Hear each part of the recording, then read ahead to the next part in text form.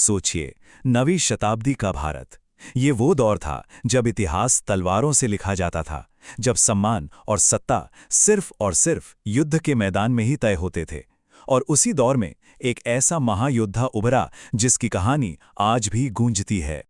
जी हाँ, ये कहानी है गुर्जर प्रतिहार सम्राट मिहिर भोज की। एक ऐसे सम्राट जिनके बारे में कहा जाता है कि उनके नाम की दहशत से अरब हमलावर भी कांप उठते थे। उनका साम्राज्य सिर्फ एक सल्तनत नहीं था, बल्कि भारतीय संस्कृति का एक ऐसा किला था जिसे कोई भेद नहीं सकता था। तो चलिए आज इस कहानी को किसी किताब से नहीं, बल्कि उन्हीं के एक सिपाही की नज़रों से देखते हैं। मुझे वो दिन आज भी अच्छी तरह याद है। हमारे नए नए सम्राट मिहिर भोज अभी गद्दी पर बैठे ही थे और हमारे साम्राज्य का, हमारी पूरी कौम का सम्मान दांव पर लगा हुआ था। और फिर आदेश आया कि हमें कूच करना है और अपने गौरव को वापस छीन कर लाना है। देखिए, कन्नौज कोई आम शहर नहीं था। वो पूरे भारत के चक्रवर्ती सम्राट का सिंहासन था और वो हमारे हाथों से फिसल चुका था। बंगाल के पाल शासकों ने हमें बहुत कड़ी टक्कर दी थी, पर हमारे नए सम्राट ने ठान लिया था। हमारी वराह सेना, जो अपनी बिजली जैसी तेज घुड़सवारी के लिए मशहूर थी, उसे हुक्म मिला कन्नौज वापस लाना है। और फिर सन 850 में गंगा के विशाल मैदानों में हम अपने सबसे बड़े दुश्मन देवपाल की फौजों के सामने आ खड़े हुए। हमारे झंडों पर भगवान विष्णु का वराह अवतार था, वो अवतार जिसने इस धरती को बचाया था। हम में से हर सिपाही के दिल में ये बात साफ थी कि ये लड़ाई सिर्फ जमीन के एक टुकड़े के लिए नहीं हो रही है, नहीं, ये धर्म की लड़ाई थी। और इसी एक एहसास ने हमारे अंदर वो आग भर दी थी जो बुझ नहीं सकती थी। उस दिन मैदान में दो ताकतें नहीं, बल्कि दो अलग अलग दुनियाएं टकरा रही थी। ये सिर्फ तलवारों और भालों का युद्ध नहीं था, ये टकराव था दो अलग अलग युद्ध नीतियों का। एक तरफ थी ब्रूट फोर्स, यानी कि दानवी ताकत, और दूसरी तरफ थी रफ्तार, हमारी सबसे बड़ी ताकत, हमारे घुड़सवार। खुद अरब यात्री सुलेमान ने हमारी घुड़सवार सेना की तारीफों के पुल बांधे थे।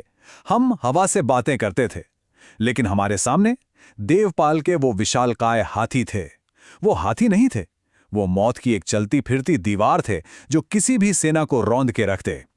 अब सवाल बस एक था, क्या हमारी रफ्तार उनकी इस बेहिसाब ताकत को मात दे पाएगी? और फिर शंख बजा।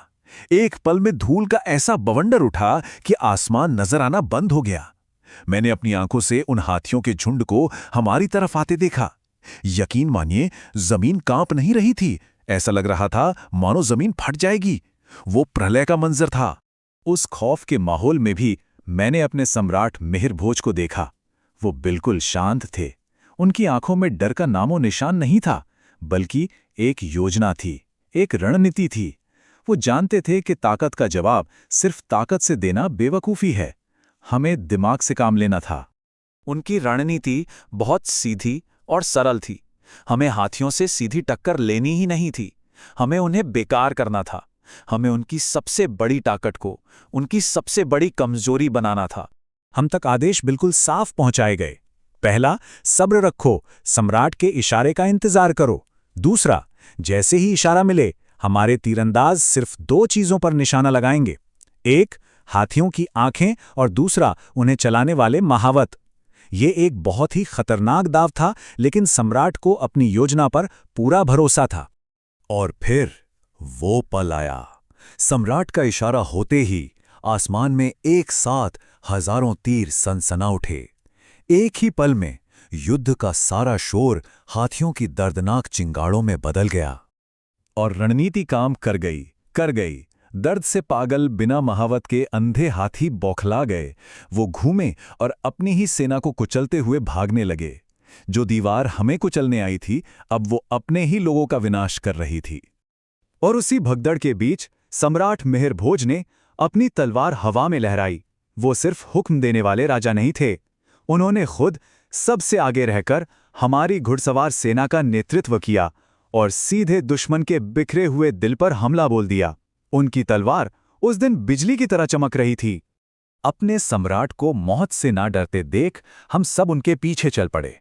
हम फौलाद और गुस्से की एक ऐसी सुनामी थे जिसे कोई नहीं रोक सकता था। दुश्मन ताश के पत्तों की तरह बिखर गया। जीत हमारी थी। लेकिन ये सिर्फ एक लड़ाई की जीत नहीं थी। उस दिन कन्नौज के मैदान पर जो हुआ, उसने आने वाले कई सालों के लिए पूरे उत्तर भारत का भविष्य लिख दिया था।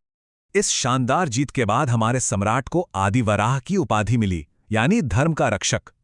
हमारा साम्राज्य अब उत्तर में हिमालय से लेकर दक्षिण में नर्मदा तक फैल चुका था।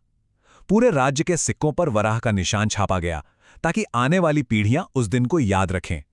हमने दुनिया को दिखा दिया था कि उत्तर भारत का असली रक्षक कौन है। ये सिर्फ एक नंबर नहीं है, ये इस जीत की सबसे बड़ी, सबसे कीमती विरासत है। जी हाँ, हमारी उस एक जीत का असर इतना जबरदस्त था कि उसने भारत की सीमाओं को लगभग 100 सालों के लिए सुरक्षित कर दिया। पश्चिम से लगातार हमला करने वाले अरब हमलावरों की हिम्मत नहीं हुई कि वो भारत की तरफ आंख उठाकर भी देख सकें। हमने सिर्फ एक युद्ध नहीं जीता था, हमने आने वाली कई पीढ़ियों के लिए एक सदी की शांति जीती थी। सम्राट मिहिर भोज का शासनकाल असल में एक स्वर्ण युग बन गया, जिसकी नींव कन्नौज के उसी मैदान में रखी गई थी। एक ऐसा युग जहां न्याय की रक्षा तलवार करती थी और धर्म की स्थापना पराक्रम से होती थी। ये कहानी हमें एक सवाल पर लाकर छोड़ देती है। जरा सोचिए, कैसे युद्ध के मैदान पर लिया गया एक लीडर का सिर्फ एक सही फैसला, एक सही रणनीति पूरे उपमहाद्वीप की किस्मत को अगली एक सदी के लिए बदल सकती है।